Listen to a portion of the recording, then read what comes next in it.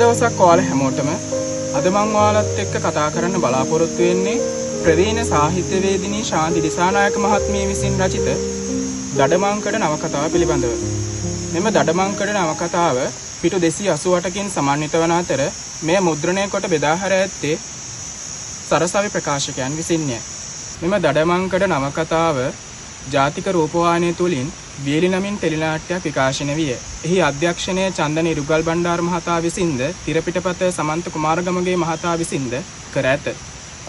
ශාන්ති දිසානායක මහත්මිය විසින් රචිත වෙනත් නවකතා නිර්මාණ ලෙස වංකගිරිය, දේදුන්න, අගාධ, පුලිංගු, සඳමඩල, විගිරි, ගිරිදේවී යන කෘති ටෙලිනාට්‍ය ලෙස ජනතා ආදරයට පාත්‍ර විය. මෙම දඩමංකඩ නවකතාව ඔස්සේ එන චරිත ලෙස පලිංගු, කරුණාපාල, අබේරත්න, කාන්ති, නයෝමි, තරිඳු යන චරිත කෘතිය පුරාටම වැඩි කතාබහට ලක්වන චරිත ලෙස කතුවරේ විසින් අපට ගෙනහැර දක්වා ඇත. මෙම කෘතියේ සුවිශේෂී කරුණ වන්නේ ජනතාව විසින් විඳින ලද දුක් කම්කටොළු ඉතා සියුම් ලෙස බස හසුරුවමින් එතුමිය අප ඉදිරියේ ගෙනහැර දැක්වීමයි. මෙම දඩමංකඩ නවකතාව ඔස්සේ ශාන්ති දිසානායක මහත්මිය විසින් කාන්තාවන් කොතෙකුත් පීඩාවට පත්වන අවස්ථා පිළිබඳව කෘතිය පුරාටම ගෙනහැර දක්වා තිබීම සුවිශේෂ කරුණකි. මෙම දඩමංකඩ නවකතාවේ එන එක් චරිතයක් ලෙස ජයවීර සුවිශේෂී පුද්ගලයෙකු වන අතර ඔහුගේ දියණිය නයෝමි වන අතර නයෝමි ජයවීරගේ මිතුරෙකු වන රණවීරගේ හිංසා පීඩාවන්ට ලක්වීම ශාන්ති දිසානායක මහත්මිය විසින් ඉතා සංවේදී ලෙස ගෙනහැර දක්වා ඇත. ශාන්ති දිසානායකගේ දඩමංකඩ නවකතාව ඔස්සේ ලස්සන අවස්ථා නිරූපණයන් බොහෝමයක් දැකිය හැකිය. ඒ බව මේ කෘතිය ඔස්සේ සනාථ වේ. දඩමංකඩ නවකතාවේ මෙන්න මෙලෙස අවස්ථා නිරූපණයක් අපට දැකිය හැකිය. පට්ට බැලි, උඹ මගේ මූණට කෙල ගැසුවා. උඹ මට මෙච්චර වෙලා හොඳින් කිව්වේ.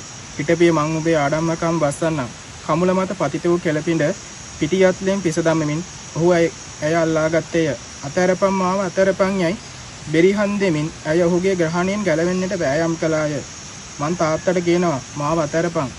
විෂගෝර සර්පයෙකු තම සිරුරේ වෙලන කලකමෙන් ඇය බීතියෙන් හා පිළිකුලින්ද කෑ ගැසුවාය. කියපන් ජයේ අයියා විශ්වාස කරන්නේ උඹමද මමද බලමු.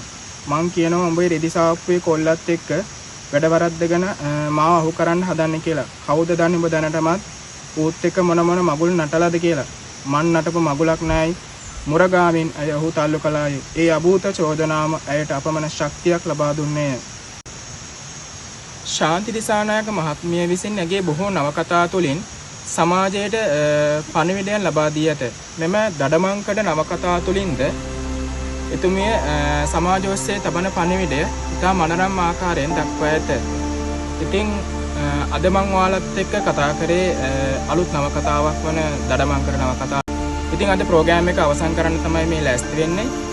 ඉතින් ඔයාලගෙන් මම ගෞරවයෙන් ආරාධනා කරනවා පොතක් විත් ලක්මාල් වැඩසටහන සබ්ස්ක්‍රයිබ් කරුව නැති කෙනා සබ්ස්ක්‍රයිබ් කරලා එකතු වෙන්න. බෙල් අයිකන් එකත් ක්ලික් කරලා එකතු වෙන්න. ජය වේවා හැමෝටම.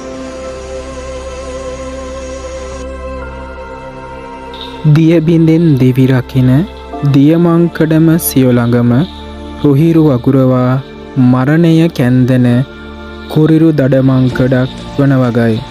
ශාන්ති දිසානායක දඩමංකඩ.